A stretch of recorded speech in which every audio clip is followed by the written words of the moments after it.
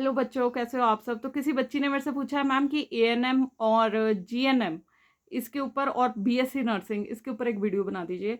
तो देखिए बेटा, जो एएनएम है आपका 10th के बाद आपको डायरेक्ट एडमिशन मिलता है। एएनएम का कोर्स होता है 2 साल का। मिडवाइफ का कोर्स होता है, पहले ज़्यादा किया जाता था, जिनको हम गाँव में दाई बोलते थे, तो वो सब लोग इस कोर्स को करते थे। लेबर रूम का ही उनका मेन काम होता था, बट आपको इंजेक्शंस वगैरह देने आते थे और आप लोग लेबर रूम में काम करते थे और इसकी पोस्ट भी निकलती रहती थी मिडवाइफ की, एएनएम की। ठीक है, प्रेजेंट सिनेरियो 2025 की मैं बात करूँ तो एएनएम लोग अभी भी करते हैं, बिकॉज कई जगह ना कॉरपोरेट हॉस्पिटल्स में बोलूँ या फिर जो छोटे शहरों में जो हॉस्पिटल्स क्रॉप अप हो रहे हैं वहाँ पे एएनएम की जॉब्स अभी भी हैं हॉस्पिटल्स में। ठीक है, क्योंकि आपको मैटर्निटी का आप बेसिकली इसमें मिडवाइफ का काम करते हैं आप, बट साथ में आपको इंजेक्शंस वगैरह देने आते ही हैं। तो जो छोटे शहरों के बड़े हॉस्पिटल बोलूँगी मैं, वहाँ पे एएनएम्स को रखा जाता है। 8,000 से 10,000 सैलरी पर मंथ होती है इसकी। ठीक है, स्टार्टिंग सैलरी की मैं बात करूँ, कई हॉस्पिटल्स में जब आपको बहुत ज़्यादा टाइम हो जाता है काम करते करते, तो वो आपकी सैलरी उसके अकॉर्डिंग बढ़ा देते हैं। ठीक है, जीएनएम क्या है? जीएनएम है आपका 3.5 साल का कोर्स होता है, तो ये +2 के बाद होता है और आपको मेडिकल होना चाहिए इसमें, राइट। तो जीएनएम के बाद भी कई लोग क्या कर, जीएनएम के बाद ना आप बेसिकली नर्सिंग के कोई भी जो पोस्ट होती है नर्सिंग ऑफिसर, इसके लिए आप हो जाते हैं एलिजिबल। बट कुछ अभी ऐसा चल पड़ा है कि कुछ में बीएससी नर्सिंग अब मांगते हैं क्वालिफिकेशन, कई जगह पोस्ट बेसिक नर्सिंग। तो पोस्ट बेसिक नर्सिंग क्या है? पोस्ट बेसिक नर्सिंग 2 साल का कोर्स है, जो कि जीएनएम 3.5 साल के बाद वो ऐड होता है। तो जब आप पोस्ट बेसिक नर्सिंग कर लेते हैं तो आपकी क्वालिफिकेशन इक्वलेंट हो जाती है बीएससी नर्सिंग की। तो ऐसा क्यों, मतलब ये है क्योंकि पहले क्या होता था, ANM, GNM and post basic nursing. उसके बाद एक नया कोर्स आ गया आज से लगभग 20 साल पहले, बीएससी नर्सिंग नाम से। ठीक है, 20-25 साल पहले आई थिंक। तो बीएससी नर्सिंग इन्होंने ना ये इंटीग्रेटेड कर दिया कि क्यों, मतलब 3.5 साल पहले बच्चा पढ़े, उसके बाद जॉब्स लग जाती थी कईयों की।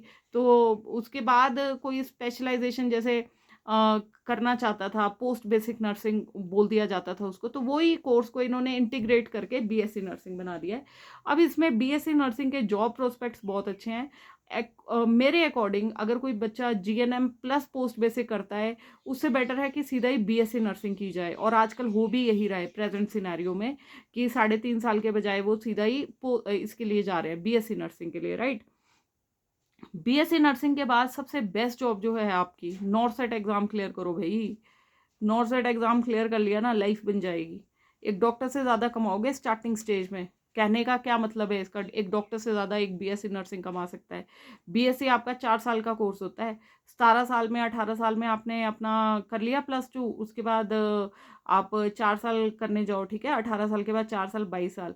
तो जिस बच्चे ने तैयारी कर ली नॉर्थ सेट की और जिसका क्लियर हो गया एग्जाम, वो 23 साल में अपना आराम से एक आपका 80,000 से लेके आपका, जब आप एम्स में जाते हैं ना, 80,000 अभी स्टार्टिंग सैलरी है नर्सिंग ऑफिसर की। ठीक है, और ये आपका बढ़ता जाता है विद पीरियड।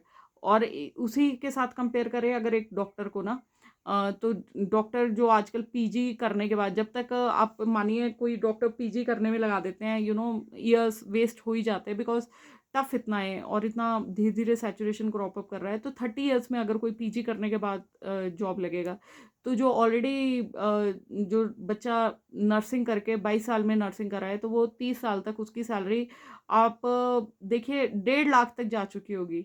ठीक है, तो पीजी करने के बाद भी स्टार्टिंग सैलरी लगभग इतनी ही है जो आप कॉलेजेस में लगेंगे ना। तो उस हिसाब से मैं आपको बात करूं कि जो बच्चे बहुत ज़्यादा मल्टीपल ड्रॉप्स लेते हैं, तो एक तरह से इक्वालिटी आ जाती है सैलरी में।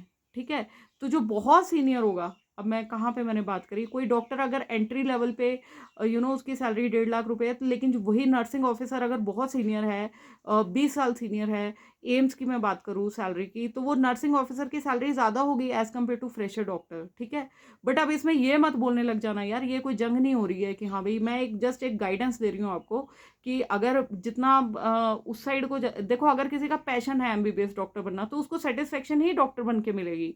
ठीक है। लेकिन अगर कोई मिडिल क्लास फैमिली से बिलोंग करता है, वो नहीं चाहता कि मेरे को टाइम वेस्ट करना, और उसको पता है कि यार मेरा पैशन तो है डॉक्टर बनना, बट मुझे पता है कि मैं कहीं ना कहीं फैमिली कंडीशंस या कहीं ना कहीं मतलब एकेडमिक मेरी उसकी मजबूरियां उसको अलाउ नहीं कर पा रही हैं कि वो एमबीबीएस क्रैक कर पा रहा है, या ड्यू टू सैचुरेशन, ये बहुत सारे फैक्टर्स होते हैं, राइट। तो उस केस में you have to take some decisions. अगर वैसा कुछ डिसीजन लेना है तो वो वाला जितना जोर इस साइड को लगाना है ना, बार बार ड्रॉप करने में या फिर वो करने में, तो उतना जोर इधर लगा लोगे नॉर्थ सेट के एग्जाम में, तो एक बार ये वाला एग्जाम क्लियर हो गया, लाइफ बन जाएगी। ठीक है।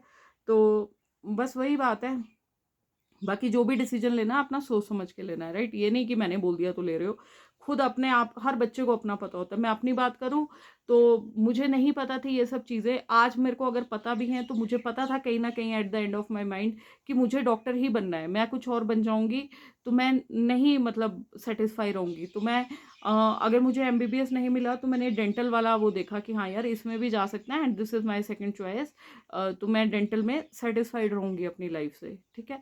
तो बेसिक बात है कि आप सेटिस्फेक्शन कहाँ पे ढूंढ रहे हो, उसके साथ आपको फाइनेंशियल चीज़ें भी देखनी पड़ती हैं। अब मुझे कोई दांतों की दिक्कत थी तो मैं डेंटल वाले डॉक्टर के पास गई थी, मैंने देखा हुआ था उनको। ठीक है। प्राइवेट क्लिनिक्स हम देखते हैं कि कितना कॉस्टली कॉस्टली ट्रीटमेंट रहता है, तो मतलब at the back of the mind पता था कि हाँ यार अगर ये वाले डॉक्टर नहीं बन पाए कोई बात नहीं, दांतों के डॉक्टर बन जाते हैं। बट हाँ, हैविंग सेड दैट, अगर मेरे को अपने टाइम पे ये चीज़ें पता होती कि हम कॉलेज को छोड़ने के बाद भी एमबीबीएस की तैयारी बढ़िया से करें, या फिर वट एवर। अब मेरी अपनी प्रॉब्लम्स थी कि हम मिडिल क्लास फैमिली से बिलोंग करते थे कि भैया नहीं छोड़ सकते थे सीट। ठीक है। नहीं बर्डन डाल सकते इतना कि हाँ यार पहले ये किताबें ले ले, इतनी महंगी महंगी, इतने सेट्स ले ले, सब कुछ ले ले। 10,000 रुपये मेरे लिए बहुत थे उस टाइम पे जब मैंने अपना ग्रेजुएशन करा है। बैक इन 2008 की मैं पास आउट हूँ, तो जब एडमिशन हुआ था तो आई वॉज लाइक 2004 में हमारा एडमिशन हुआ था। तो हमारे लिए बहुत ही मिडिल क्लास फैमिली के बच्चों के लिए बहुत ही बड़ी चीज़ें होती है। किसी और वीडियो में बात करेंगे कि क्यों मैंने बीडीएस चूज़ करा, सरकारी बीएमएस के ऊपर भी, जो मेरे को फर्स्ट अटेम्प्ट में क्लियर हो गया था। I hope this video you people find it useful, and बाकी भगवान सबका भला करे। हर हर महादेव, जय श्री राम। गुड लक बच्चों।